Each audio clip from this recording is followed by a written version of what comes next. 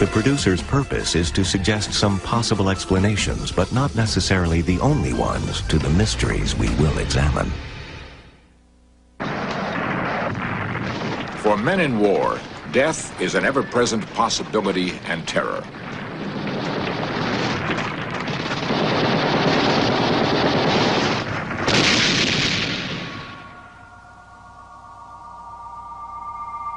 Soldiers who experienced near-death encounters suggest that death may not be something to be feared. At what point does life fade into death? Is it possible to scientifically prove that there is life after life?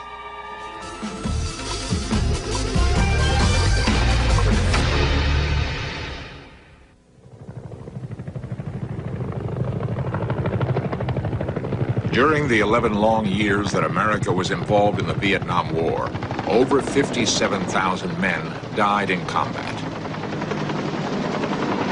There were more than 300,000 wounded. The line between life and death was, for these men, very narrow.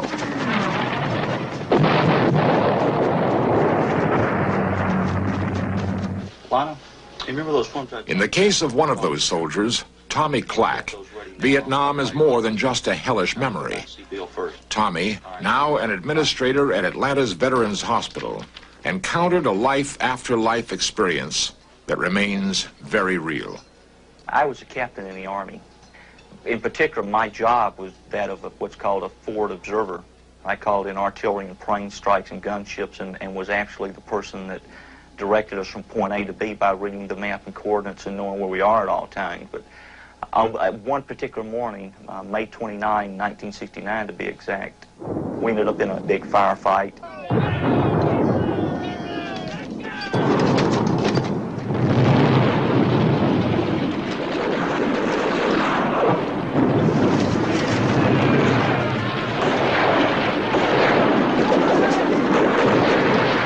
Through the course of that action, I got hit by one of the incoming rounds we had coming in.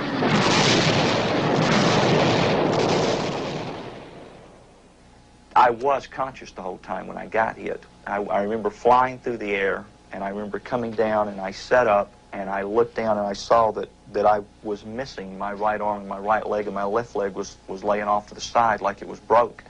I had several puncture wounds over my body that I was bleeding from, and I saw everybody run around. I laid back down, and from that point forward, I guess I really started thinking about the fact that, my time had come. I really was going to die.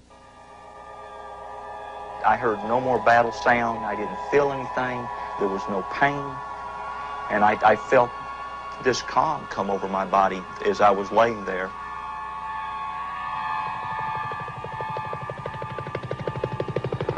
But then the battle subsided, and they got in a medevac helicopter. And I remember that I was laying there on the ground. They put this poncho over me. Like, the only time we put ponchos over people were when they were dead. And I guess for the first time, and I had no comprehension of what length of time this was, I realized that I was dead. I wasn't alive. I wasn't functioning as a human being anymore. And all of a sudden I realized that I wasn't visualizing this from the ground. I was looking down and seeing this go on. I don't ever remember leaving my body, quote, and it was really a weird experience because there was no emotions. There was nothing. It was just total peace and tranquility, and all of a sudden I just realized I didn't exist anymore. Typical field procedure dictated that the mortally wounded be airlifted to the nearest possible field hospital. Tommy was rushed to the 25th Division Headquarters Hospital near Cu Chi, some 20 miles from the battlefield. One of the things that you learn real fast in Vietnam when you have a lot of casualties, that people have priority over other people depending on their wounds. Realistically, if I had been in charge, somebody in my condition, I probably would have given a low priority due to the extent of the injuries. But for some reason, a doctor came over and lifted the poncho up. I saw him do it very clearly. And all of a sudden, I had a group of people on me. trying to do whatever it is they were trying to do to me.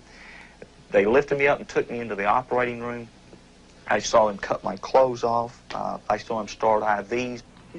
I didn't feel any remorse or anything. It was just total peace and nothing for what was laying there that was my body. But then all of a sudden, I left that operating room, and it was almost like a blink of the eyes, and I was back at the battlefield where I had gotten injured. And at that particular time, I think is when I come to realize I really was dead, because everybody in Vietnam that I had put in plastic bags, when somebody got killed, you put them in a plastic bag, were right there with me. They were around me. Jeff and Mark and all these guys were right there with me, and we communicated like we were talking with our minds. And I was above the earth, and it was a gigantic brightness that surrounded the whole battlefield that was just pure peace. 10 days later, I woke up, and I was laying in a bed in Cu Chi, Vietnam, and I did not have to ask what went on. I remember everything that went on. I knew I was missing the limbs. I didn't realize they had cut my left leg off in the operating room. It was beyond repair. But I told the doctor everything that had gone on, what they had done to me, that I had been covered up. And even a couple of guys that lived through the battle with me stopped by, and I told them who had gotten killed that day, and there was no way for me to know that except that I had been with them. Wherever we were, whatever that place was, whatever it was, we were there together because we were all dead. Was Tommy indeed dead? How can we explain his profound and mysterious experience? If Tommy Clack had been a soldier during World War II, he probably would have died. The high-level technology of modern medicine saved his life and made it possible for him to recount his out-of-body experience. It is ironic, however, that the same sophisticated medical devices which we use to keep Tommy alive also make it more difficult to determine exactly when death occurs. At the Veterans Hospital in Atlanta, physicians like Dr. Michael Sabin continually grapple with pinpointing the precise instant at which a human life ceases. The definition of death is very nebulous, both medically and legally. There is no one generally accepted definition of when the point of death occurs. I can't give you in 10 words or less how we determine how somebody is dead. Sometimes it's obvious from examining the patient that there's no pulse, no heartbeat, and rigor mortis is set in so that the patient is obviously dead. But when you're talking about lack of vital signs, a cardiac arrhythmia or irregularity of the heartbeat which would not support blood pressure, unconsciousness, all of these types of definitions that have been used in the past can be, there are exceptions to these at the present time, so it becomes difficult to establish medically, physically, and scientifically when the exact point of physical death occurs. What is the precise moment that death occurs? Researchers are only now beginning to probe the depths of near death and a person's ability to return from that level of consciousness. As with most medical research, the investigation begins with laboratory animals. We are cooling our experimental animal, rats, to body temperature of about 10 or 5 degrees centigrade, which is about 45 to 50 degrees Fahrenheit.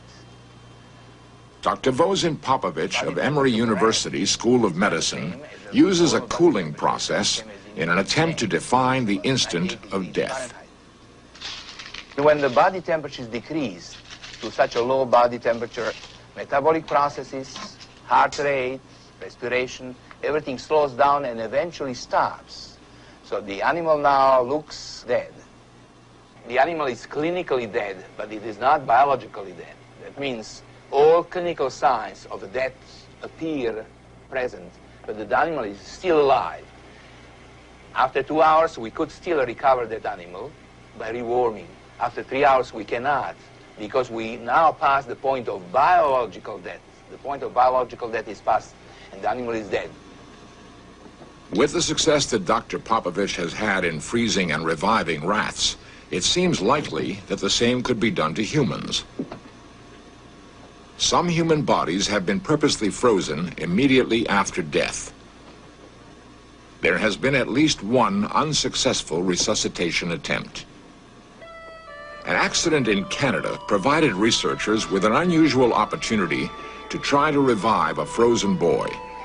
His story begins to unlock the secrets of that special place between life and death.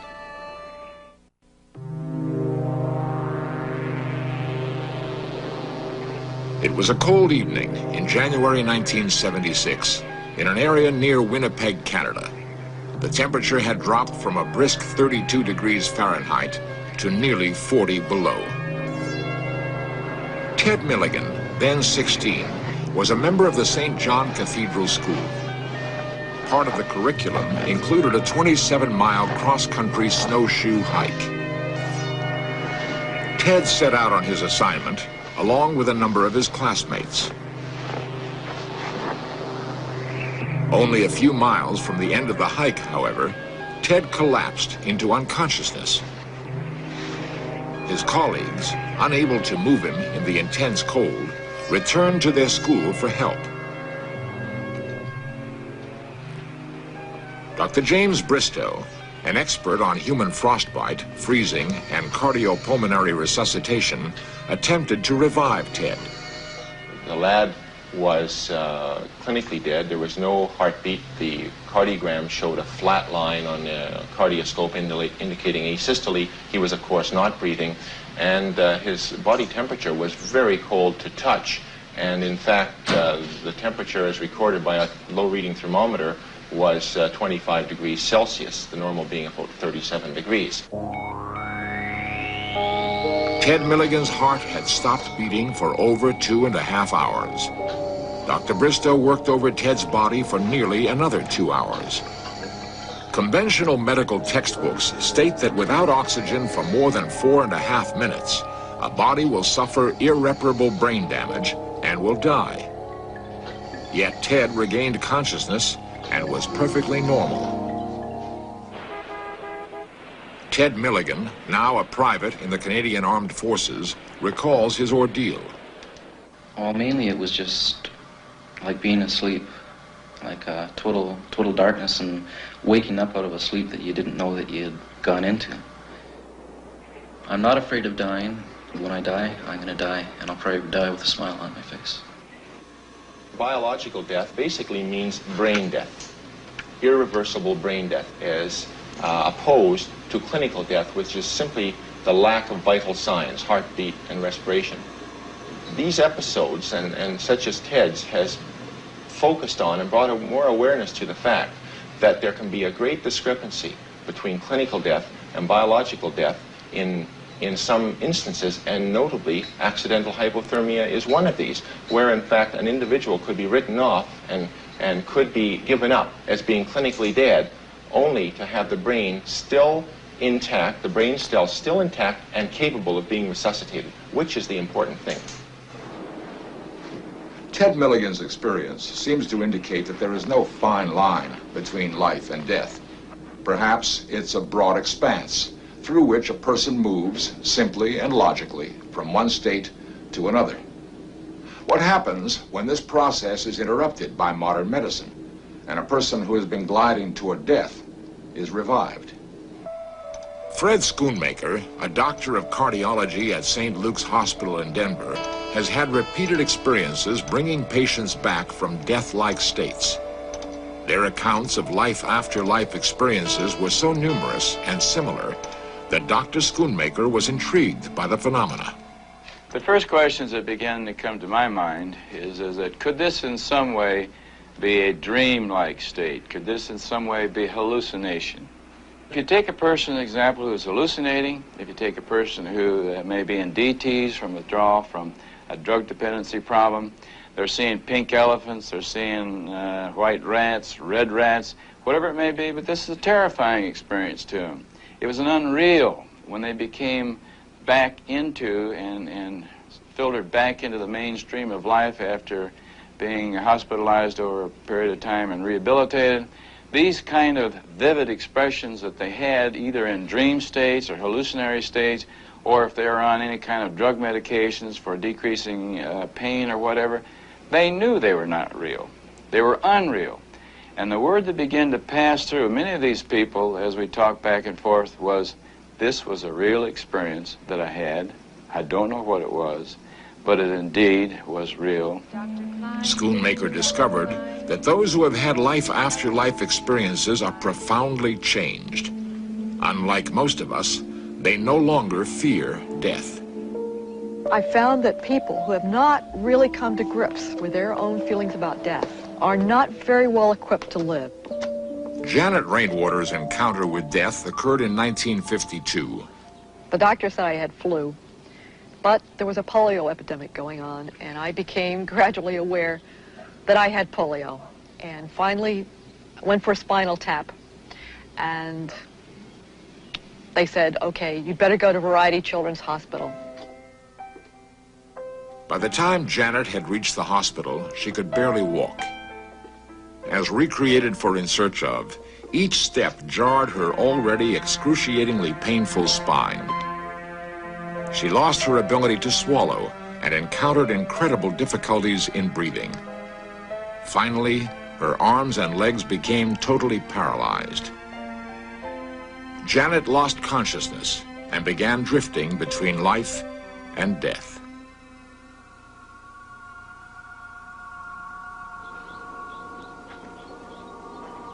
Well, the next thing I knew, I was walking across this dry riverbed. And in the distance, there was this marvelous, marvelous white light. And I could hardly wait to go into it. It was so peaceful and calm, and I was incredibly happy.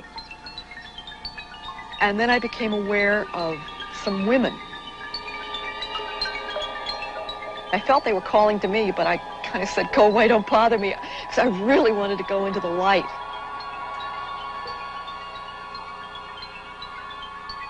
And then I realized that one of them, at least, was calling me Mary. And that startled me, because that's a name I was called the first 10 years of my life. And for 20 years, no one had called me by that name. So then I paid more attention, and I realized it was my grandmother. She had died 2 years before, and she was someone who I'd loved very, very, very much. And then I realized if I was there with my grandmother, I must be dead. And I said to her, Grammy, if we're here together, you're dead, that means I must be dead too. And she said, that's right. And then the next thing I knew, it was like I had total knowledge, as if someone had put a computer printout in my brain. I saw the results of all the actions and inactions I'd ever taken in my life. And surprisingly, there were no black marks for anything I'd done. I had lots of black marks for things I hadn't done. I said to my grandmother, it's too soon. I can't be dead. I've got to go back. And she said, well, you can go back, but leave right now and don't look at the light anymore. And I didn't even pause to decide. I just turned around and started back across the riverbed. And that went very quickly.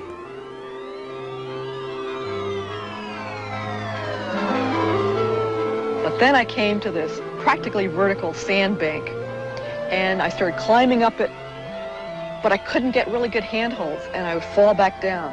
And I'd work some more and climb some more, and I'd fall back down.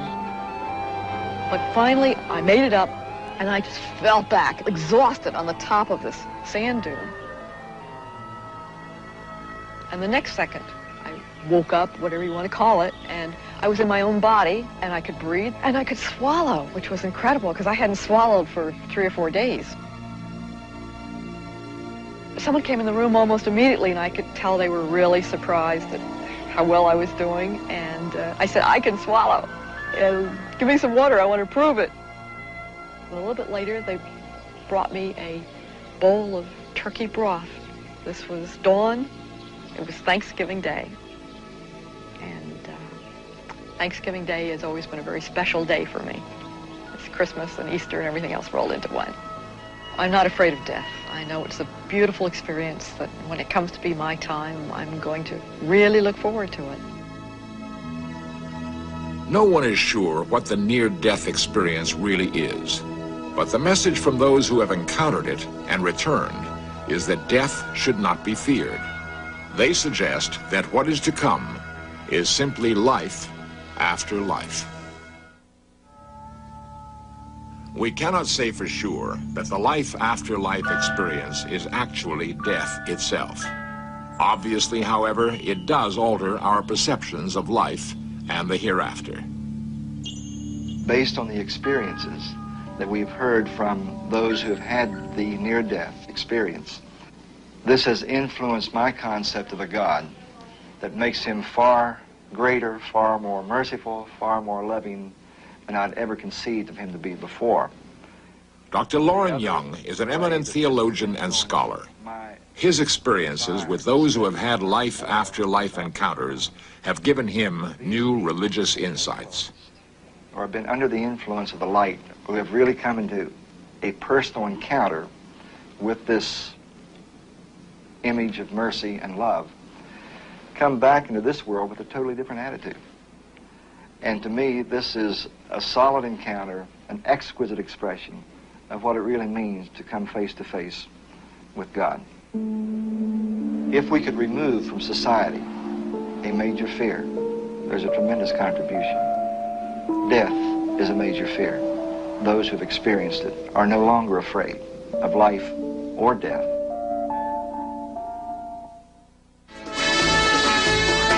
Coming up next, agents hunt down a bank robbery gang on FBI The Untold Stories. Then, History's Crimes and Trials investigates the strange case of mass murderer John Wayne Gacy.